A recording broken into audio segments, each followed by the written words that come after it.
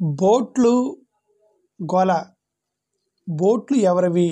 వైఎస్ఆర్సీపీ వాళ్ళే కావాలని కుట్ర చేసి ఒక 2 బోట్లని ప్రకాశం బ్యారేజీకి సంబంధించినటువంటి ఆ దిమ్మెల్ని గుద్దించారు అని తీవ్రమైన ఆరోపణ జరుగుతుంది.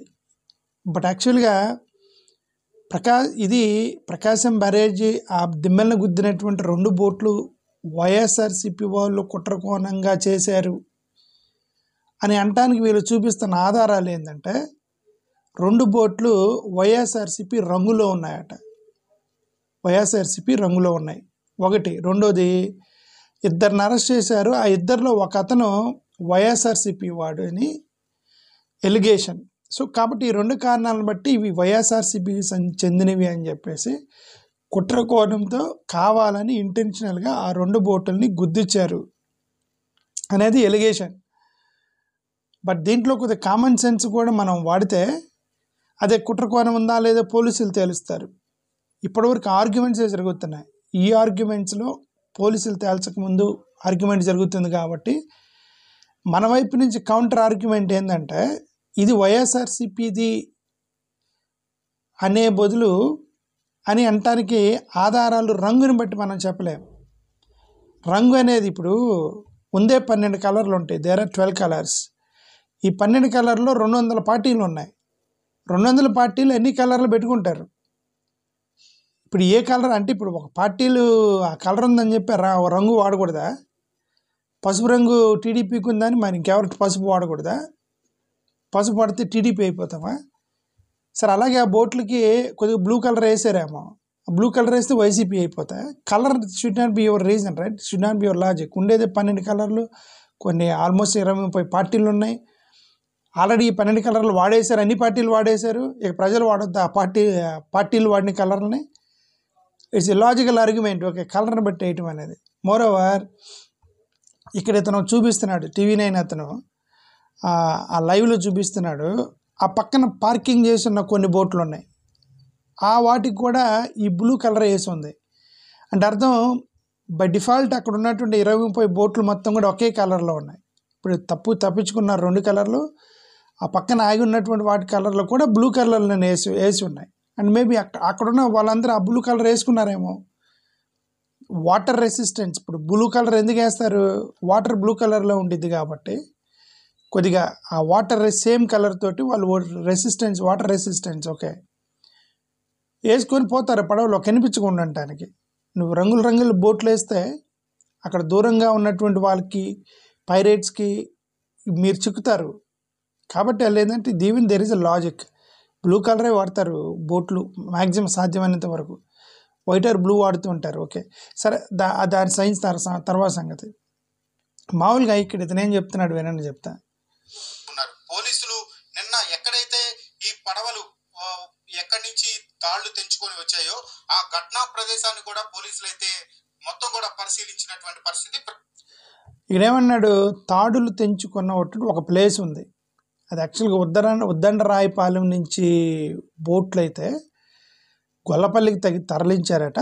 అక్కడ గొల్లపల్లిలో నుంచి తెంచుకొని పోయినాయి అనేది అయి ఉండొచ్చు, లేదా ఉద్దండరాయపాలెం నుంచి తెంచారు. మరి there is a parking place.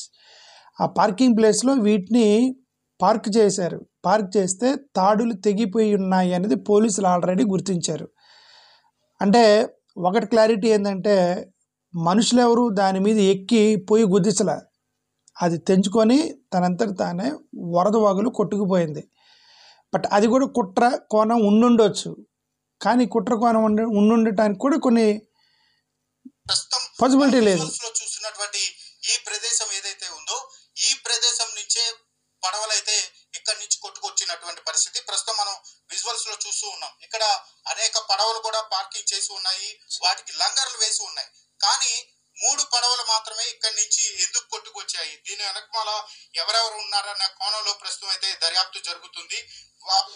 అతనే ఉంటే అక్కడ చాలా పార్కింగ్ చేసి ఉన్నాయి, వాటిలో 3 మాత్రమే కొట్టుకొని వచ్చాయి. మిగతా తాడులు తెగకుండా ఈ 3 ఎందుకు తెగాయి, మధ్యలో ఉన్న 3 ఎందుకు తెగాయి అనేది ఆ కుట్ర కోణమే ఉందేమో అని చూస్తున్నారట. పడవలకు కూడా వైసీపీ రంగులు వేసి ఉండటంతో ఇప్పుడు అనేక అనుమానాలు కూడా వ్యక్తం అవుతున్నటువంటి అది వైసీపీ రంగులు అంటారు. రంగులకి పేటెంట్ రైట్స్ ఉన్నాయి ఏంటంటే, ఎవడైనా ఏ రంగుని వేసుకోవచ్చు కదా.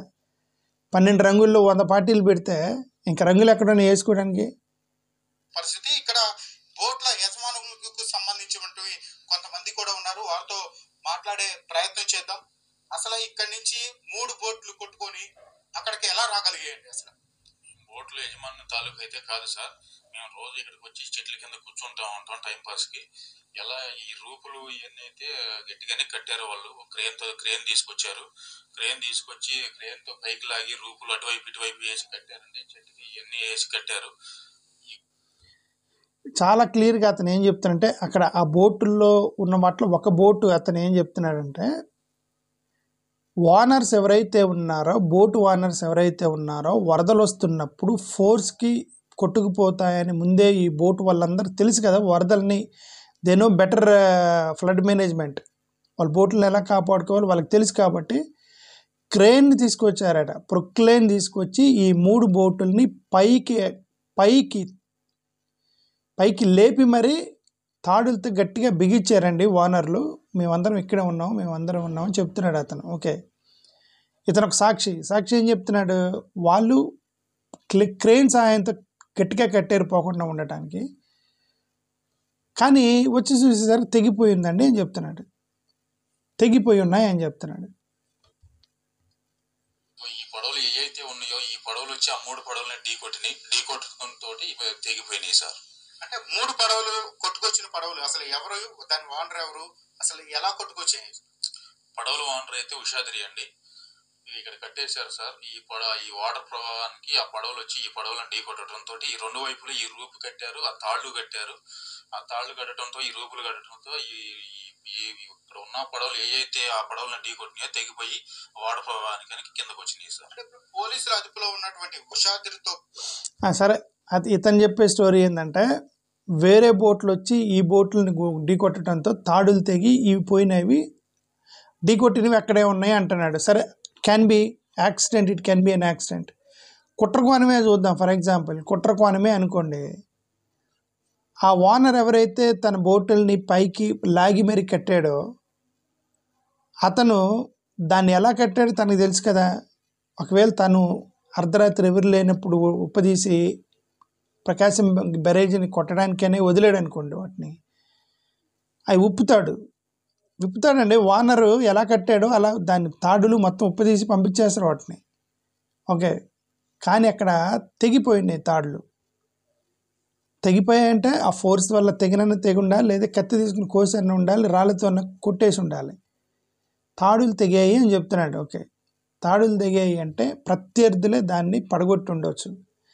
ఒకవేళ ఉషాద్రి వైఎస్సీపీ నాయకుడైతే, వైఎస్ఆర్సీపీ చెందిన వాడైతే అతని ప్రత్యర్థులు టీడీపీ వాళ్ళు ఉండొచ్చు కదా. బోట్లు ఉషాద్రివే అనుకోండి, వైఎస్ఆర్సీపీ నాయకుడే అనుకోండి,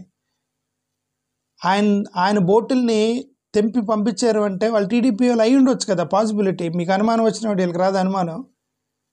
ఈ యాంగిల్లో పోలీసులకు నేను రిక్వెస్ట్ ఏంటంటే, ఈ యాంగిల్ కూడా ఆలోచించి మీరు ఇన్వెస్టిగేషన్ చేయండి. ఆ ఉషాద్రి అనే వ్యక్తి వైసీపీ నాయకుడు, వైసీపీ కలర్ వేసుకున్నాడు, ఆయన బోట్లు కొట్టుకుపోయినాయి అని అంటే, మరి ఆయన కట్టేసిపోయినాయి వచ్చేసరికి తెంచేసిపోయినంటే టీడీపీ వాళ్ళు వచ్చి ఆ వైసీపీ నాయకుడు తెంపి పంపేసి ఉండొచ్చు కదా. ఈ పాసిబిలిటీ, ఈ యాంగిల్లో కూడా మీరు ఎంక్వైరీ చేయాలని పోలీసులను అడుగుతున్నాను. ఇప్పుడు ఇదే అక్కడ మన నంద్యాలలో ఒక వ్యక్తిని చంపేసినప్పుడు నాకు అప్పుడు అదే డౌట్ వచ్చింది. టీడీపీ వాళ్ళు కొట్టుకొని ఉండొచ్చు కదా, ఎందుకంటే నామినేటెడ్ పోస్టుల కోసం అని. కరెక్ట్గా ఏదైతే అనుమానం వచ్చిందో, లోకేష్ గారు ఫాస్ట్ని వైసీపీ వాళ్ళు చంపేశారు మా నాయకుడిని అన్నారు. తర్వాత పోలీసులు తేల్చారు వీళ్ళే టీడీపీ వాళ్ళే చంపేశారని.